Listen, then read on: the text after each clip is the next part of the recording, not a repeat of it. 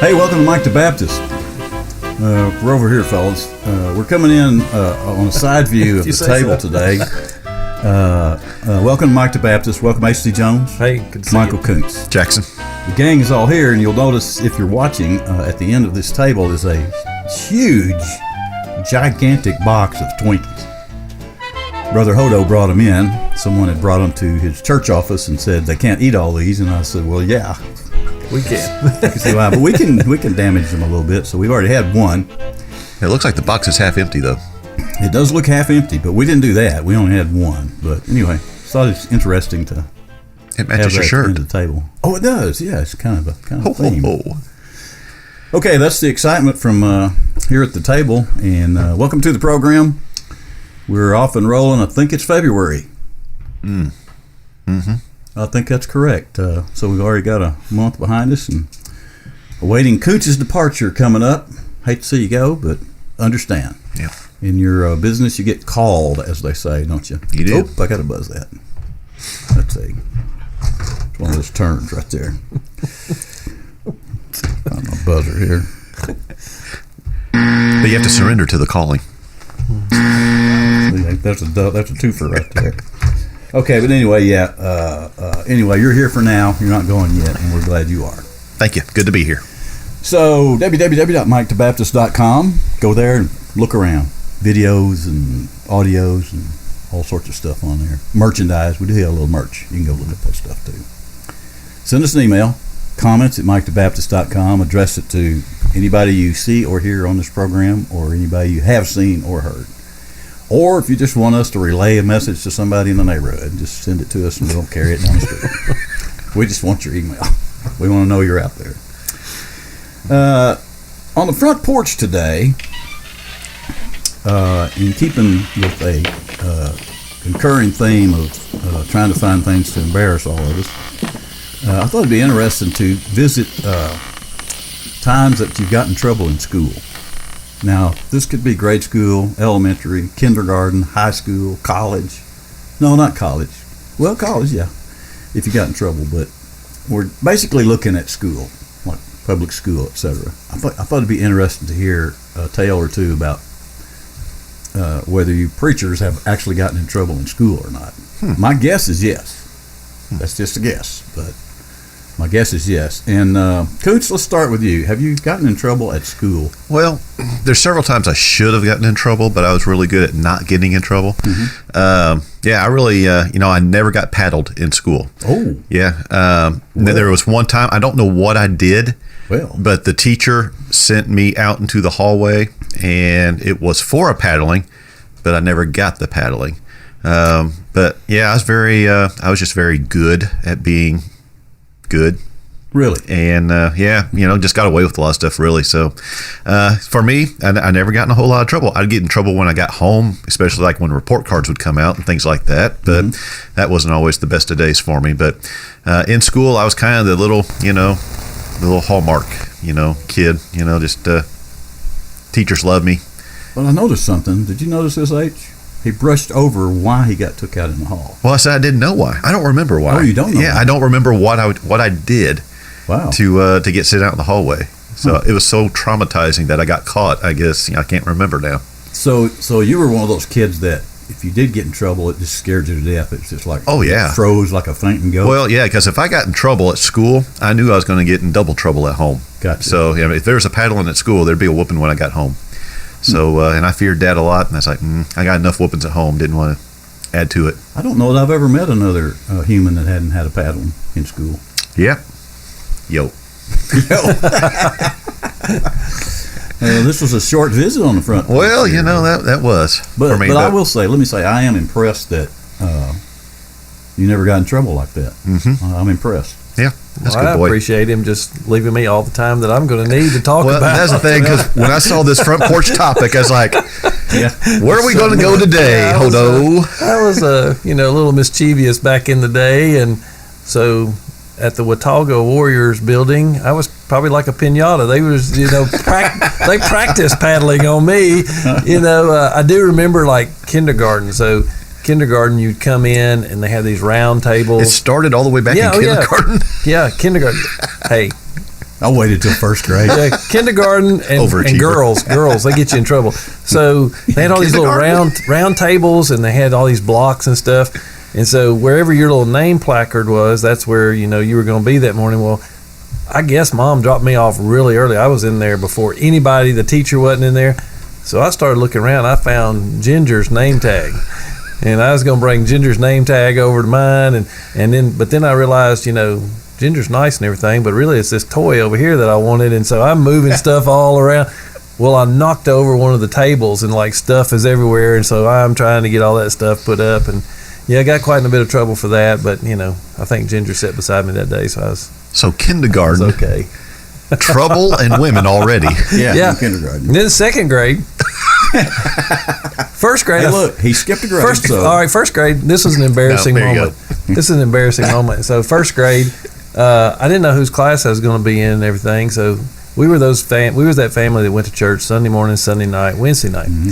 So I'm sitting on the front row at Bethel Baptist, and I guess I got tired, and I laid my head down in this lady's lap who I didn't know and fell asleep. And I go to school the next day, and she's my teacher. And then I was really embarrassed because I was like, oh, man, I didn't fell asleep in your lap. So that was first grade. I remember that. And then second grade, I was in Miss Morris's class. And we had remember the old crank style windows? They kind of like cranked in a little bit. Yep. Where you get a little. So we were doing some exercise about, wipe your desk down and hand the sponge back behind you. Well, I just thought it'd be funny. I just slung that bad boy and it went out the window. So I tried to go out. There was the emergency exit. So I tried to go out the door before Miss Morris finds out what's actually happened. And I just remember her screaming and me looking in from the outside going, did not get away with this one. Oh yeah, you didn't get away at all. I mean, this front porch topic could last the whole time. Koontz was spot on with his generous donation. Yeah, I appreciate time there. That's just through second grade, and so was that second grade or was that? That was second grade, yeah. Because I thought you said first in there. Well, first grade I fell asleep in the lady's lap. Didn't get in trouble. That was just embarrassing. That one, but trouble came back in second grade. So. I'm confused when you said you fell asleep in a strange lady's lap that you didn't know. Just like I mean, and Mom and Dad were okay with this. Yeah, I wondered too. What they were probably in the choir or something, and I'm sitting up there playing with my little cars or something, and I don't know. I just laid down in this lady's lap, and next thing I know, she's my teacher the next day. Oh wait, you didn't get to paddling. No, I didn't get a paddling there. It was just embarrassing. When did you get a paddle? Oh, I got a paddling in kindergarten, first grade, second grade, third grade. So did your school have the paddle with the holes? Oh yeah. Absolutely. Yeah, no sting. Yeah, Mr. Stubblefield. He looked like he was, like 6'4", 250 pounds. Mm-hmm. And I'm not kidding you. It was like anytime he could get me in the line, he was going to get you. He was having a good day. Was he the gym teacher or a coach for anything? No, but he was just a big old dude. Like, golly. The principals, for some reason, they hired him and had big guns. Yeah. So they could swing a paddle. Yeah. And we used to talk about the electric. Did you get the electric paddle? I don't know if you think there was. We used to hear about the electric paddle. Yeah. I've never heard that one. Yeah, I'm not familiar with that. They did that to scare you. Yeah. There wasn't really one, but principals I went to school under didn't need an electric one. They had plenty of juice in them without raise you up off your feet. Yeah. That was the goal. Now, in my school, they would make you stand they'd make you bend over, grab your ankles. Yeah. About 2 inches from the concrete block wall. So your head would hit the wall? Well, you had to really work because they would hit you and it would raise you up on your toes, and you had to really squeeze your toes hard to try to keep your head from hitting the wall. So not only that, are you getting a whipping, but you might be getting a concussion. It's possible. Yeah. They were serious about their spankings. So I waited till first grade, and they were having a spelling test, and I leaned over. All I did was looked on another kid's sheet. And the way I remember it was I was immediately snatched up by the hair back on my head and taken out. And I got a little paddling right there on the sidewalk. Now, it was a little kind of an instant little paddling. They're just breaking you in. Yeah. So in second grade, Miss Bruner, I was sitting maybe 5 or 6 seats back on the aisle closest to the door going out of the room. And my buddy Jim Lay was sitting like on the front seat up there, and I had gotten known for making that paper airplanes, a really good one, like a jet, and you slice through the air in second grade. And Miss Bruner, the principal, came to the door, asked Miss Bruner to step outside. She stepped outside. While they were out there, Jim was leaning and hollering back down the aisle, Jackson, make me a plane, So I made Jim a plane. And just as I threw it to Jim, Miss Bruner walked back in the room, and bang, it hits her. Right. So I got a real paddling at the office in the second grade. So I'm like you. This could go on for a long time, but I got paddled just because they wanted to paddle another kid. I got taken out in the hallway one time, and the guy told me, he's like, I wasn't really going to paddle you, but I really need to paddle this other kid, so I'm just going to paddle both of you. Thanks. They just thought you needed it, and you probably did. Oh my gosh, yeah. You probably did. It sounds like that's why those people today are going, you do what for a living? Yeah. Well, in the last episode we talked about miracles. Yeah, miracles. This will be one of them right here. That's right. There you go. Modern day miracles. Yeah. There you have it. You're a believer. HD made a preacher. It is a miracle. Not magic. It's a miracle. Interesting front porch visit. We kind of went around the gamut here. I'm very impressed with Koontz. I'm very impressed. Well, Interesting front porch visit, as always, and thank you guys for coming through there. We're going to take a little break, come right back, and talk about some stuff we found in the Bible. We can't take the break quick enough. We need some Jesus in here. Do you listen to or watch Mike the Baptist? Do you wear clothes? If so, we've got some great news.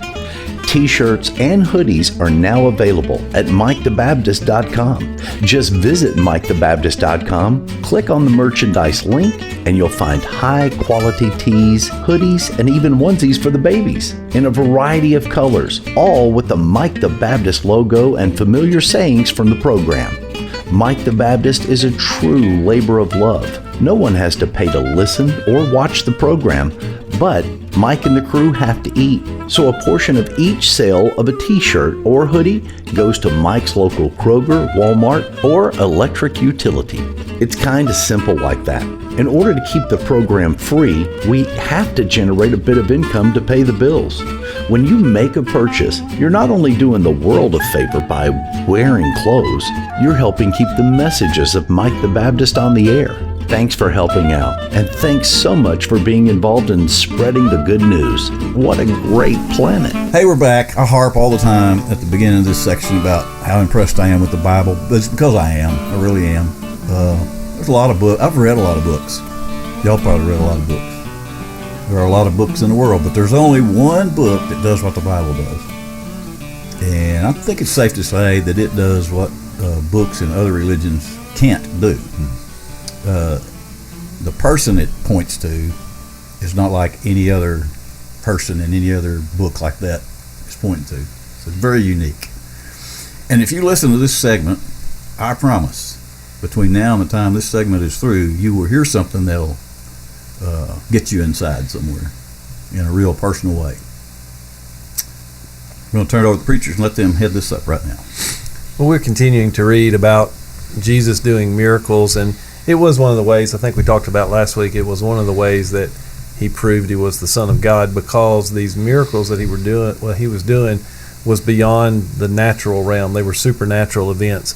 But one of the things that I think we do in our modern culture is we tend to want to just make Jesus able to do things in a way that we understand it. So, for example, we have a lot of scientific knowledge, and we think, oh, well, he knew the right herb to give them, or he knew the right thing for them to do for their eyes, and it would restore their sight. And so how do we equate those two things in our culture today? Because we are blessed with scientific knowledge and medical advances, and yet there's still this faith aspect that we have to our physical condition.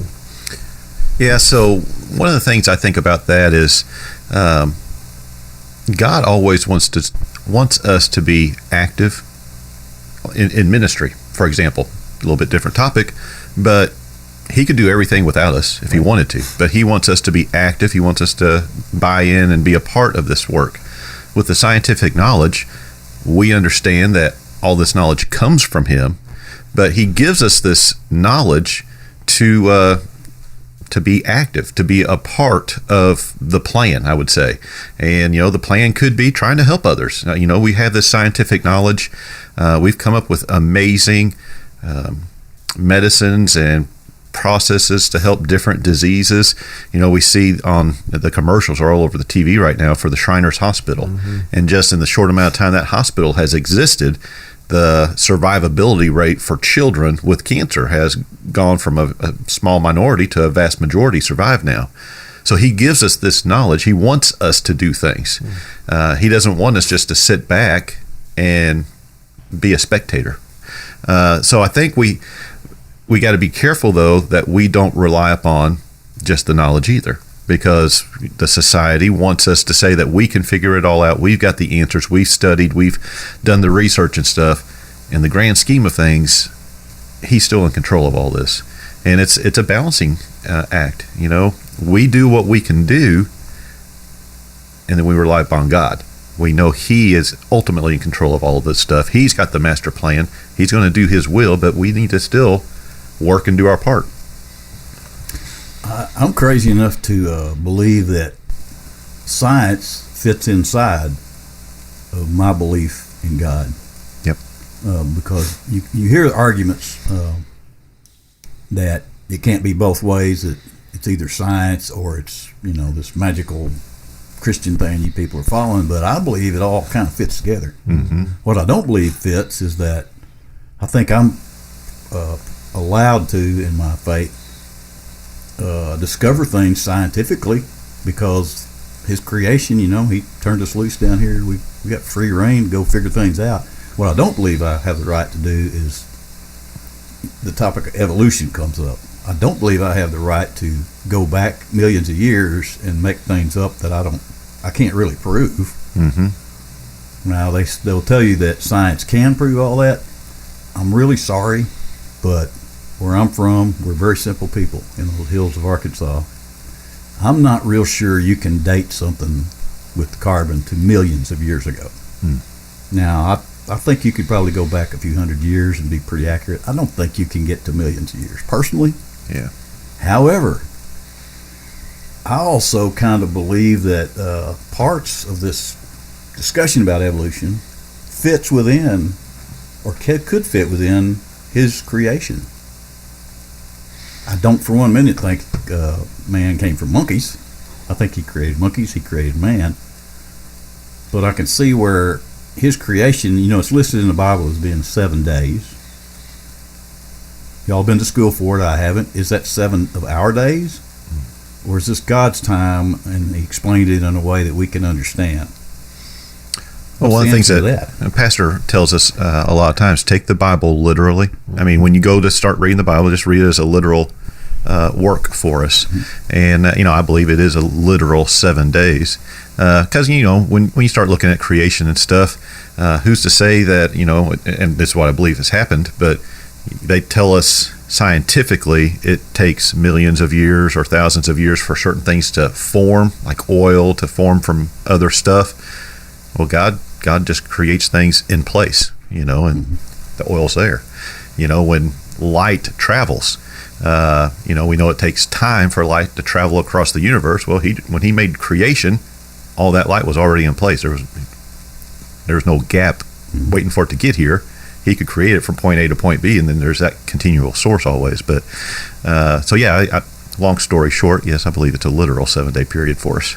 So I guess what I'm trying to unfold in my head is I can see how, I understand how a river flowing through land changes from time to time. It moves the soil around and the course of the river changes. I think that's what I'm getting at. That I just think the argument about some things that battle the story of creation is too far. Well, there was a thing about, and some of y'all remember this, Mount St. Helens when it erupted. That was been in our lifetime. And so what this guy did was he actually went out from Mount St. Helens and he pointed to this creek and he said, look how it's done this and the different strata that are here and blah, blah. And over millions of years, this little creek, started off as a small little stream and then became a creek and then got bigger. And then the Ice Age did this. and he does this huge explanation of what you and I would hear. We went to the Grand Canyon and somebody would tell us happened. And at the end of his conversation, he starts laughing and he says, and everything I told you is just a bunch of bunk. Because what happened here happened in the last 30 years after Mount St. Helens erupted. Because I have pictures before, during, and now after. And so what took God literally just a few seconds to create a crater in a creek here didn't take millions of years. I've got pictures to prove it. And so there is this reality that God created Adam. Did he create him as a little baby and then raise him up, or did he create him as a fully functioning male? Probably a fully functioning male, because he says, be fruitful and multiply. So it's very possible, I think, very possible that God created things in their maturity, not in their infancy. Now, can we? Yeah, I mean, I grew up on the farm. I can tell you where it used to be a little bitty stream and now it's a big ditch, and we started putting tobacco sticks in there and we'd fill it back up, and, you know, do those natural processes happen? Yeah. Yes. And that's really kind of what we're getting at here, is that some of the natural processes that we experience and some of the medical things that God has helped us with, we know that if I eat sugar 3 times a day, every day, I might become a diabetic. And there's a natural way to fix that.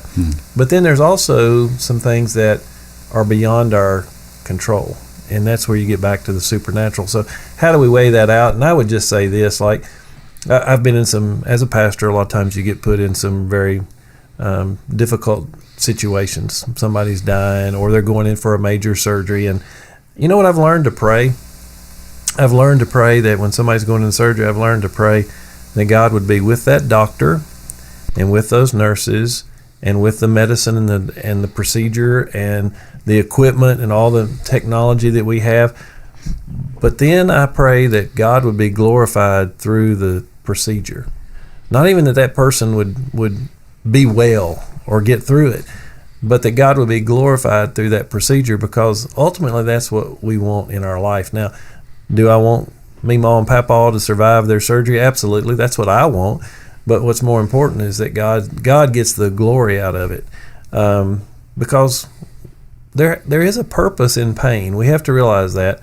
The Bible very plainly shows us that Jesus encountered people. He was very compassionate with them, and he healed a lot of them, most of them that he came in contact with.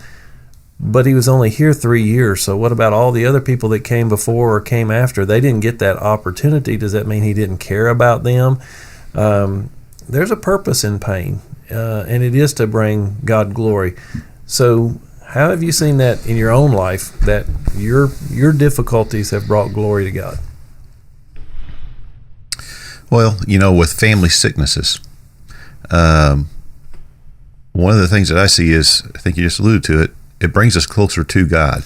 And in my own personal life, praying for family members going through different bad stuff, it's getting me praying a whole lot more. Now, sometimes my prayers are selfish. You know, Sure. I'm praying for healing here. I'm praying for God's will. Even though I want healing, I'm praying for God's will. But it's getting my heart conditioned for this continual attitude of prayer, you know, and Scripture kind of tells us to be like that, where we can be at prayer at any time, or always be in a state of prayer where our hearts are right, our sins are confessed, so that I can go and talk to the Lord, and I don't have all this sin built up that's causing this separation between us. So I think that's glorifying God, because he's selfishly, because of my own failings, he's working on me so that Michael will realize, hey, you need to keep yourself clean and healthy, mind and body, as we used to say in RAs, so that I can keep on praying and bringing these things before him. And as Michael is doing that, Michael's faith is being built. It's being grown up, and it's going to be able to help others down the road. And it's always about talking to people about God, because through these hurts that we're going through today, we can sympathize with others and continue to speak God to them and help them as they're going through these things as well. In science and in just living your life, you come to realize there's no way you're ever going to know all the facts. Mm-hmm. You just can't. There's so much to know. So here we are, full circle again from last week. You got to get to that place where you just understand you don't know everything. You're not going to know everything, but it's okay because he does. Right. So part of the belief, I guess, is just believing that he's got this, as they say. That's right.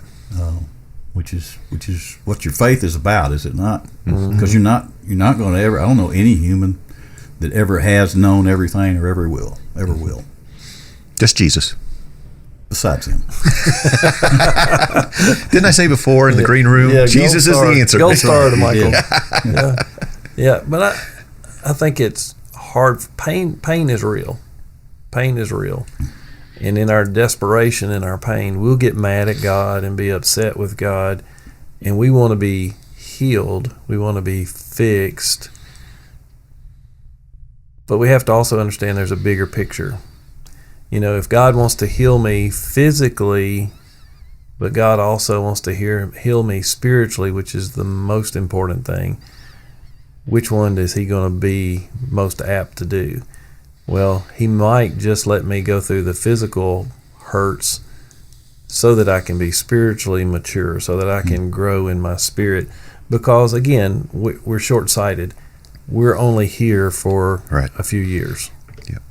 And we're going to be there for the rest of our life.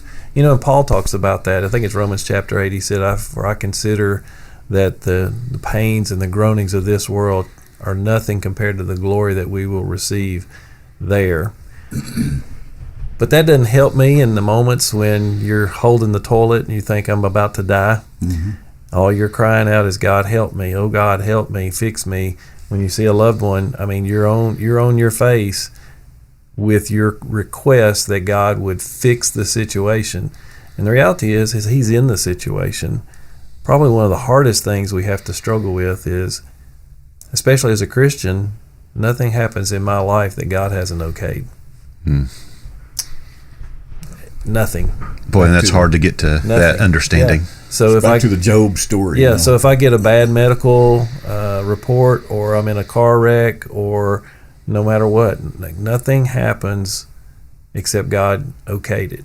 It doesn't come into my life unless my Father says, yeah, we'll let this happen. And that's harsh, and maybe even turns some people off from God. But again, we have to have that faith that trusts him more than I trust in my own judgment, more than I trust in my own understanding. I remember as a kid, not only did I get in trouble at school as a kid, but I was also sick a lot as a kid. And we'd have to go to the doctor, and I'd cry and beg my mama not to go to this doctor because I knew I was going to get a shot. Oh my gosh, I hated this man. But you know what? I was never in the hospital, and I didn't die. So the pain that I had to go through in the short term made me better in the long term. But in the middle of that pain, I promise you, I never looked at her and said, let's go get a shot so that I get better. I would do anything I could not to go get a shot. Reality is, though, if you're alive, you're going to hurt. Yep. Physically and spiritually, emotionally, you're going to hurt. Yep. That's not going away. Yep. So, I mean, that's not part of the package for anybody that's confused about what happens when you become saved, etc. That's not part of the package. As long as there's humans, there's going to be pain. Yep. And difficulties. And the difference is, I always like to talk about the big difference is that you have something to do with that thought, because physical pain by itself will drive you insane. Yep. If you don't have something mentally to do about that. So this faith in God, for me, it gives me a little more gumption to kind of just withstand it, knowing that it's probably going to go away one way or the other.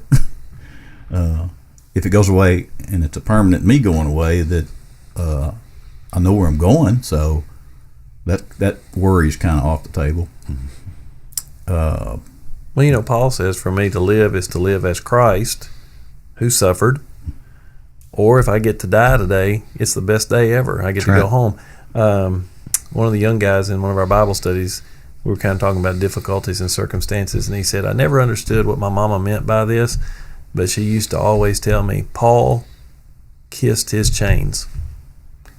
And he was like, Paul kissed his chains. And she was talking about that when he was in prison, he was chained. And Paul didn't lament his chains. He kissed his chains and realized that through the suffering, God was going to do something more. Mm-hmm. And he did. Paul led prison guards to Christ because of his suffering. And so I think we'll say it like this. While we're not in too much pain, you need to solidify that in your mind, because when you're in the pain is not the time to try to remember this. Yeah. A good friend of mine told me one day I was going through some difficulties. Matter of fact, I was getting ready to preach, and I just looked at him and I said, I don't want to, because I'm not feeling it today. And she smiled and she said, then go up there and tell them what you know, not what you feel.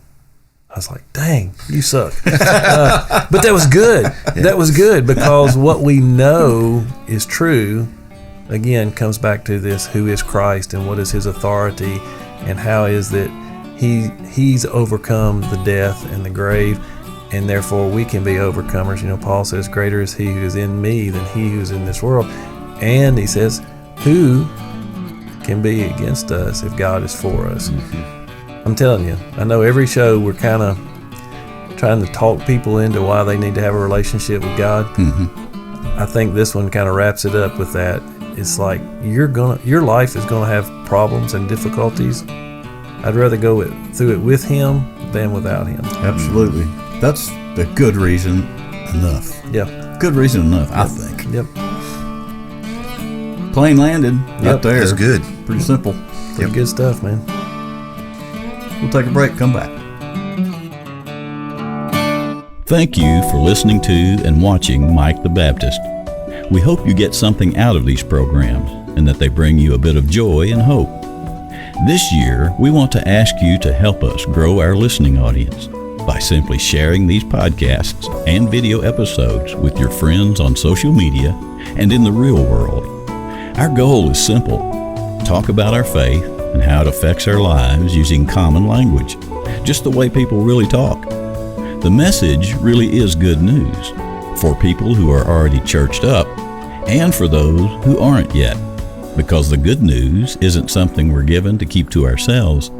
It's meant to be shared.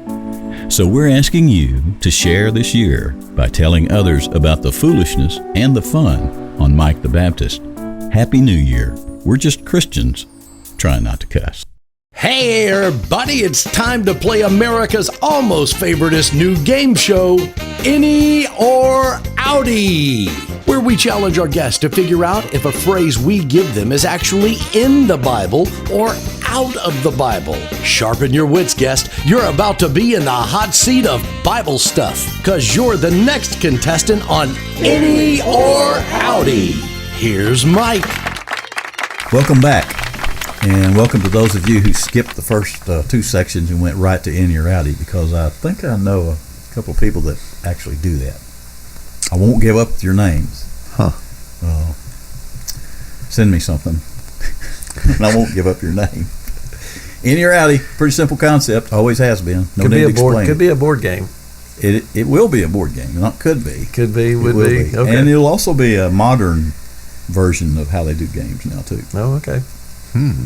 Now, all of us old school folks, we want some sort of a spinner, a spinner, and something we can go yep, and make little noises as you go around the board and land on squares. Yep. But there's a whole world of kids out there and younger people who don't care for boards, but can call it up on their phone. It's coming. It's exciting times we live in. Oh, I hit the buzzer. He's so excited he buzzed himself. Coach, challenges. All righty. So for today's Inny or Outty. Yes. Your love must be real. Hate what is evil. Well, that was uncomfortable. Say it again. Your love must be real. Your love must be real. Hate what is evil. The question is that in the Bible? Is that an Inny or an Outy? Your love must be real. So there's two ways you could interpret that. Your love must be real, or your love must be real. Hate your, what did it say? Hate what is evil. Hate what is evil. Now that phrase I know is in there. Hate what is evil. You know that it's in there? Mm-hmm. I give it about a 50%. I know. Well, that's pretty good odds on Inny or Outy. Right? I was feeling around for some It's gut 50-50. reaction here, It could be the Twinkie but I'm talking. getting anything. The first part doesn't sound exactly Spiritual. right. Yeah. Well, it may be the way he inflected it, though. You know, let me try it again. Okay. Your love must be real. That's in the King James right there. Love must be real. Hate what is evil. But you know that hate what is evil is in there, don't you? At least the concept, yeah. Well, no, we can't. I mean, you're asking the phrase, right? Yes. He is. Yeah. It's Inny or Outy. What would you say if it was just you and I was not over here? What would you say, H? I would say out. I would say Outy, yeah. Although he gave us an out the last time. Well, So is he going to? I think half of it's close to right, but I think even the second half's not exactly right. Okay. He's trying to read your face. You can't read his face because you just don't know. But we're saying Outy. Yeah, let's go with Outy. We're Outy. I mean, we don't think that's in there. That's an Outy. So, for today's Inny or Outy, this is actually Romans 12:9. Your love must be real. Hate what is evil. Do only what is good. there you go. Now look, we lost, but let me just say, If you'd have said Romans up front, we'd have known. no, it's the inflection thing. Oh. You know, when he read it in preacher mode when he read it. Your love must be real, and it made it sound See, I like should have gone with my gut that said he was an Outy last time, he'll be an Inny this time. Predictable. well. Anyway, we got that wrong. Yeah, we did. But here again, we are. But we're helping. learning. Yeah, we're helping. We're learning. Helping people, including Funnucational. ourselves. It's funnucational. It is. That's We right. are. Actually, it is. I will say this, guys. In the year and a half of doing this, You learned today that Romans was the book of the Bible, right? well, I picked up on that earlier. But, Okay. Okay. All right, HC, so what do you got? this is going to be one of these things is not like the other, okay? We so like those. We do. these are things associated with a mirror. This sounds like the $100,000 Okay. pyramid. All Things of a sudden. associated with a mirror. Only one of these is not in the Bible. The rest of these, believe it or not, are in the Bible, I didn't know there was more than one reference in there. right? Paul or somebody said something about smoky Okay. glass. Things associated with a mirror, not a mirror itself. Things associated with a mirror. Okay. Frame, glass, reflection, freckle, painted eyes.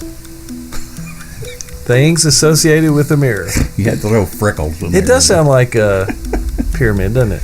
It does. Frame, glass, reflection, freckle, painted eyes. Okay. So Koontz. Them last two there. Yes. Those last two, for those of you not from where I'm from, those last two are what I'm zeroing in on here. What about you? I was zeroing in on frame. Really? Yeah. The word frame has to be in there somewhere, doesn't it? Wait a minute. Did they have frames back then? I always wonder about the culture, did they have frames? Because there weren't no Hobby Lobbies. There were not. There weren't. There were any. no, even though that is a Christian-owned organization that we do enjoy, Hobby Yep. Lobby, But they didn't have them then. but they didn't have them back 2,000 to 6,000 years ago. They didn't have Sam's, but it was Samuel's. Samuels. I can see the sign. I can see the sign down the dirt path. Samuels. Samuel's Wholesale. Freckles, Get you a painted boggin.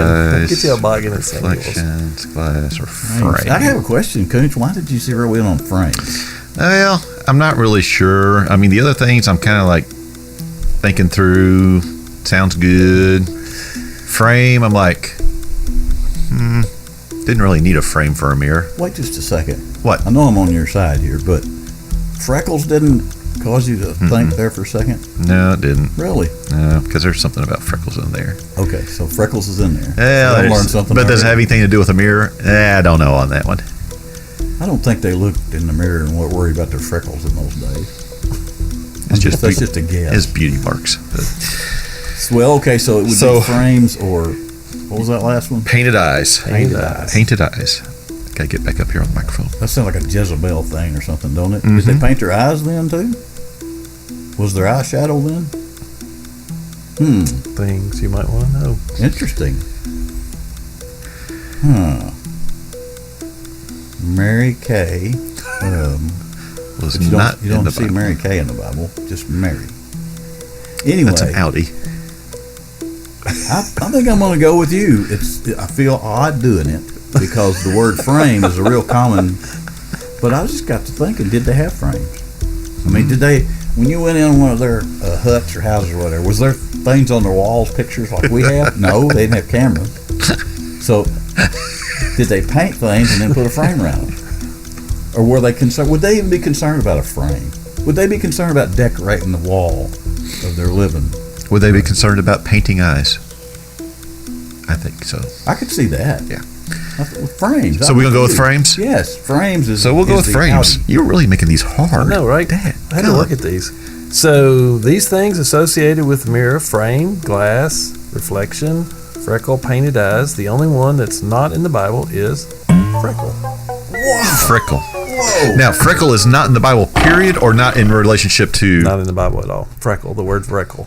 Wait, we have to look this up. We have opposing preacher views here. Freckle. Well, now in the new, what's the new Living Modern? The easy read version. Yes, I mean it could have Who knows? zit maybe in that one. AKA a freckle. A temporary freckle. Zit. If I read zit in a translation of the Bible, I'd lose it. Yeah. I wouldn't. So We lost. we lost. Man, we were double losers today. Yeah, I know, right? Oh, there you go. Well, that was appropriate. Yeah. It was appropriate. Another good round. We all need to go back to Bible college. Yes, we'll start. Maybe this won't air before you actually get your new job out there. Don't even get my first paycheck. I'm done. Don't tell too many people about Mike the Baptist out there just yet. Stop tagging me on Facebook. Hey, we'll be back in just a second to tell you bye. Oh, wow. What a great contestant and a fine sport today on Inny or Outty, America's almost favorite new game show. Study up, future guest people. You're next in the hot seat for Inny or Outty. We're back. We came back to tell you bye. Bye. Bye. No hymn today. We're going to take a little break from hymns. And What do you even have hers? no hers, No hymns. no hymns. Fun educational program if there ever was one. Thanks, Michael Koontz. Thank you, Jackson. H.C. Jones. Good to see you again. I'm Mike the Baptist. We're all three just Christian guys having a little fun. And try not to. Cuss. There you go. We're doing pretty good. We did good today. Yep. Yep. Think about it. See you next time.